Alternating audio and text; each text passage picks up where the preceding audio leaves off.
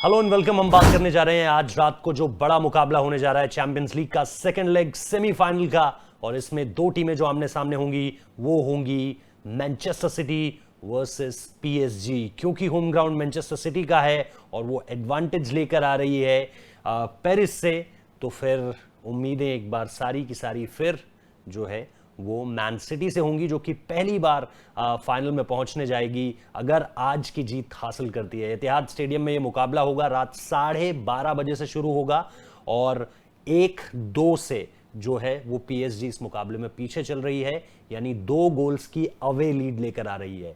अगर पीएसजी को इस मुकाबले में कुछ करना है तो कम से कम 2 गोल तो स्कोर करने पड़ेंगे, और ऐसे में पीएसजी के फैंस के लिए थोड़ी सी बुरी खबर यह है कि एम्बापे पूरी तरह से फिट नहीं लग रहे हैं अभी। हालांकि पोचेटिनो की तरफ से भी जो प्रेस कॉन्फ्रेंसेस लगातार आ रही हैं पीएसजी की तरफ से, और पोचेटिनो ने भी ये कहा है कि हम मिनट टू मिनट अपडेट उनके बारे में ले रहे हैं कि एम्बापे को लेकर के क्या है। लेकिन उनके जो मैनेजर हैं एम्बापे के, उन्होंने भी साफ तौर पर कहा है कि हम अभी लास्ट मिनट तक अपडेट रखेंगे और उसके बाद ये फैसला लेंगे कि उन्हें खेलना है या नहीं खेलना है। अगर वो खेलेंगे तो क्या वो स्टार्टिंग 11 का हिस्सा होंगे या वो सेकंड हाफ में उतरेंगे, ये भी देखना दिलचस्प होगा।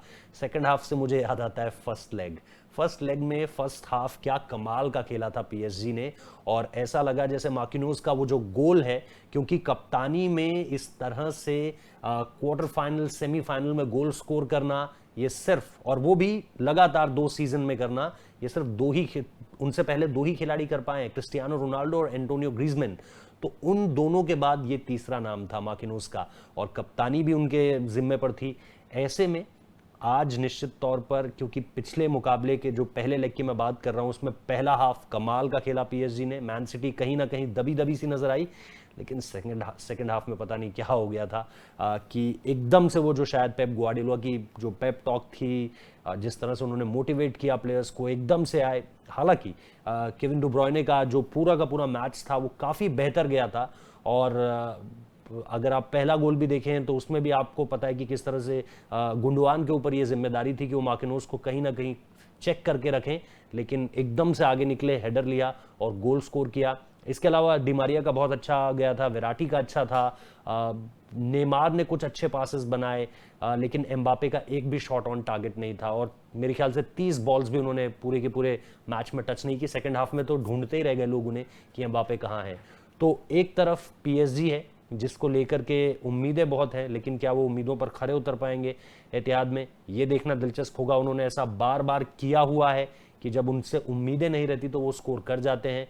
ऐसे में ये एक मज़ेदार चीज़ होगी देखने की, खासतौर पे सेकंड लेग्स अगर आप बीते कुछ समय में देखें तो पीएसजी ने बड़े ज़बरदस्त खेले हैं।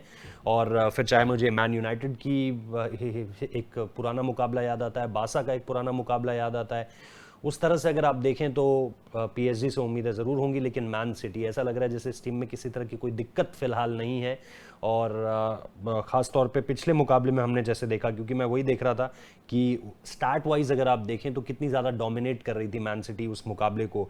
इसके अलावा अगर आप देखें, एक और जो बुरी खबर है पीएसजी के लिए, वो गाय को जो रेड कार्ड मिला था उसके बाद वो इस मुकाबले का हिस्सा नहीं बन पाएंगे। लेकिन जैसा मैं बता रहा था कि उनको मिला था 77वें मिनट में रेड कार्ड मिला था, उसके बाद वो बाहर चले गए थे, जिसकी शायद कोई ज़रूरत नहीं थी, और वो लगा था कि हाँ यार ये बिल्कुल सही है। लेकिन केविन डी ब्रुयने की तरफ से भी एक टैकल आया था जिसको मैं समझता हूं कि येलो कार्ड देकर ही उन्हें छोड़ दिया गया, वो थोड़ी सी पीएसजी फैंस को नाखुश करने वाली बात थी। इसके अलावा माहरेज की जो फ्री किक थी, जिसको कोई भी उम्मीद नहीं कर रहा था कि वो लेंगे, खासतौर पर डी ब्रुयने जिस तरह से बातचीत कर रहे थे, ऐसा लग रहा था डी ब्रुयने लेंगे, क्योंकि वो एक गोल भी स्कोर कर चुके थे, वो भी एक लकी गोल आया था। और नवाज बहुत ज़्यादा परेशान होंगे, हैरान होंगे, उनकी आलोचना भी हुई होगी कि आप ऐसा गोल कैसे दे सकते हो, खासतौर पर चैंपियंस लीग मुकाबले, एक सेमीफाइनल मुकाबले में। तो ये सारी की सारी चीज़ें, मैंने जैसा कहा, मैन सिटी बहुत ज़्यादा बैलेंस लग रही है। मैन सिटी को पता है कि उन्हें सिर्फ अब एक जीत और हासिल करनी है और वो प्रीमियर लीग का खिताब भी अपने नाम कर लेंगे। इससे पहले वो काराबाओ कप जीत चुके हैं, और अब उनकी जो उम्मीदें हैं वो निश्चित तौर पर इस चैंपियंस लीग फाइनल में पहुंचने की होंगी।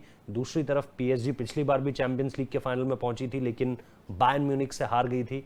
अब ये सारी की सारी चीज़ें जिसको लेकर के उम्मीदें हैं कि आज का मुकाबला ज़बरदस्त होगा, लेकिन सारी निगाहें जो हैं एक बार वो फिर एम्बापे को ही ढूंढेंगी। पीएसजी के फैंस की तरफ से बात कर रहा हूँ।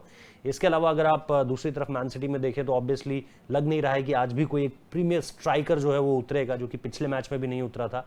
और लोग आलोचना जरूर कर रहे थे क्योंकि पेप ग्वार्डियोला कई बार ऐसा होता है कि बड़े मैचेस में अपनी जो उनकी फैंसी रणनीतियां होती है ना, उनकी वजह से आलोचना भी झेलते हैं, लेकिन पिछली बार वो क्लिक करी, इसलिए दुनिया तारीफ कर रही है। और अब उम्मीद करते हैं कि मैन सिटी ने जिस तरह से पहले लेग में खेला, अगर सेकंड लेग में उसे बरकरार रखती है, जो उन्होंने अपनी प्रेस कॉन्फ्रेंस में भी कहा कि भाई हम ये सोचकर चलेंगे कि स्कोर लाइन बिल्कुल नील है और पीएसजी जीतने के लिए आ रही है।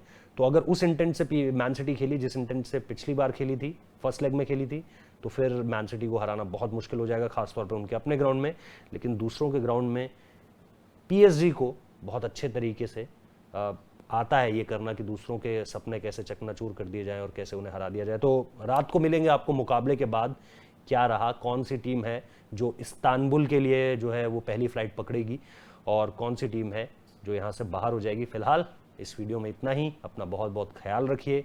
टफ टाइम्स हैं, चैलेंजिंग टाइम्स हैं, और ऐसे में बहुत ज़रूरी हो जाता है कि हम एक दूसरे की मदद के लिए आगे आएँ, खुद को स्वस्थ रखते हुए। बहुत बहुत शुक्रिया इस वीडियो को देखने के लिए।